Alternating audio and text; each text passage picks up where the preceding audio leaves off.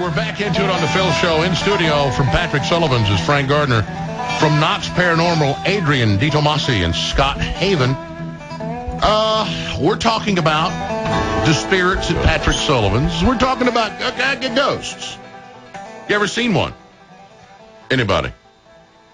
We have what we think, and we thought we called it an apparition one time. It's we have a video on our website. Okay, KnoxParanormal.com. Yeah, you just kind of have to see it yourself and make your own. I've seen a lot of doors open and close and things like that. Okay, so. All right. And like I said, I have heard from credible people who say, yeah, I saw, and it was a relative they saw. You know, people that they knew that they saw. So, we're talking about this today. My friend had a drink fly off the table at Patrick Sullivan's. You said when you guys were there with Morgan Simmons from the Sentinel, same thing happened to you. Talk about it. Correct. Well, actually, like Scott said, we set up what we want to call ghost traps, I guess you could say. And I guess it was around 4 a.m. or so. Our team and the new Sentinel, we were all sitting maybe 10, 12, 15 feet from the bar on the third floor where we had two of the glasses sitting.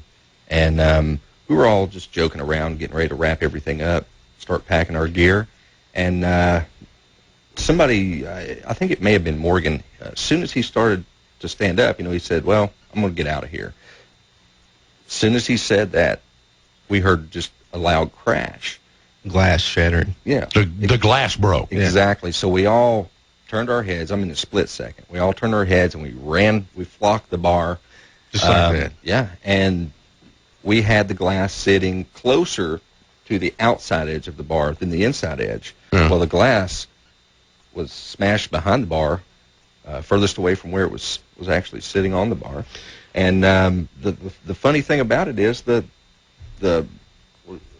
I was just going to say that, I was telling you about the baby powder earlier, leaving a telltale sign, a smudge or something. Well, it wasn't affected at all. The ring was there from the glass, so it looked like it had been picked straight up and thrown. Exactly. Nothing had been touched. All right. So you guys go. All right. Now let's play.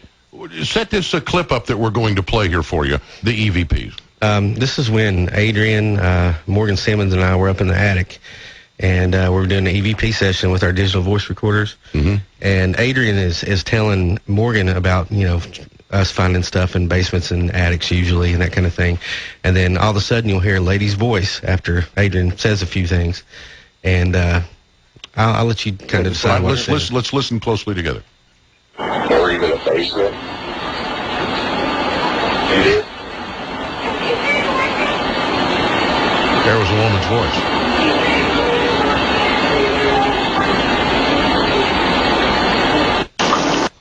That's right. Can we play some? Is there some more? Yeah, there's another one. All right, go ahead and play some. I want to hear some more.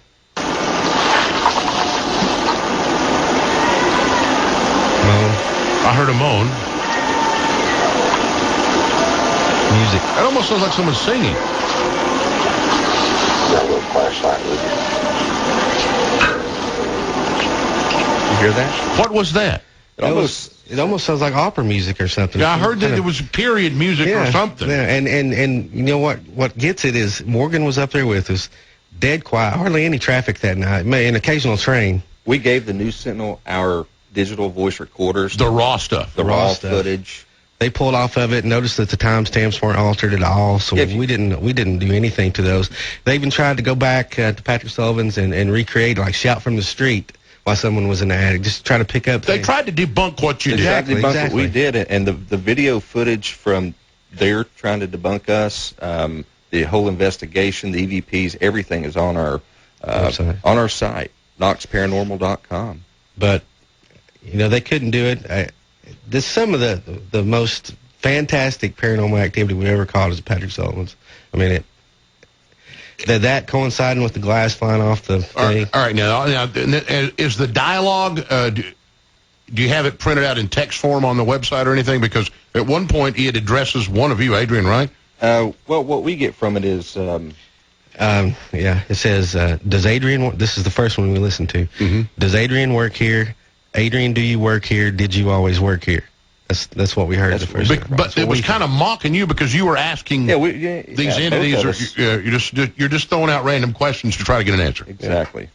And, I believe one of the last questions we asked before that was actually captured was, did you used to work here? Did you used to live here? On and on. We even asked some of the, supposed prostitutes, did you used to work here? Did you, that kind of thing. So yeah. Did you ever had, you ever have a lot of penicillin or something? Have you ever been? And I'll ask you, Frank, you the same question about your employees. We know about some people been frightened and uncomfortable at Patrick. Have you ever been scared doing any of this, or? I wouldn't say that we've really been scared. Been startled. We've been startled a few times, yeah. But you just don't know us, I guess.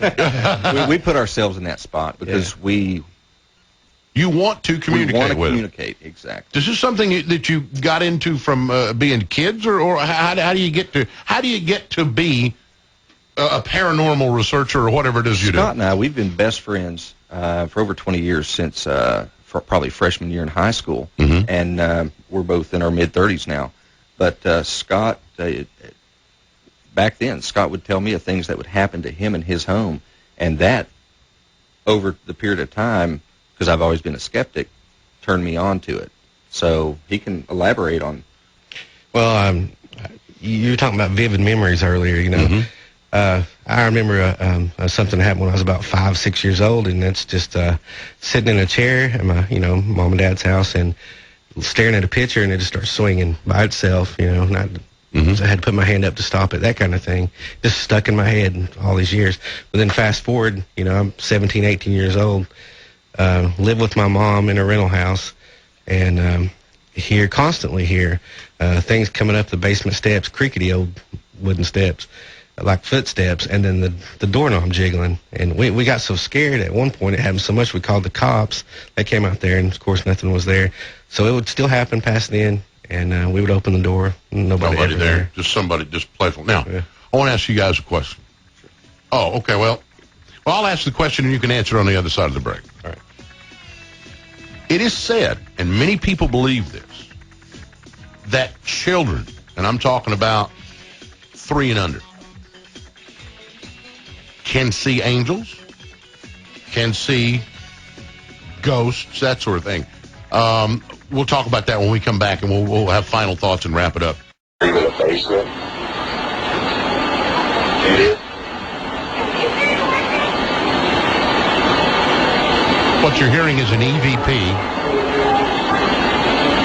and you can, in the background, you can hear, what's that?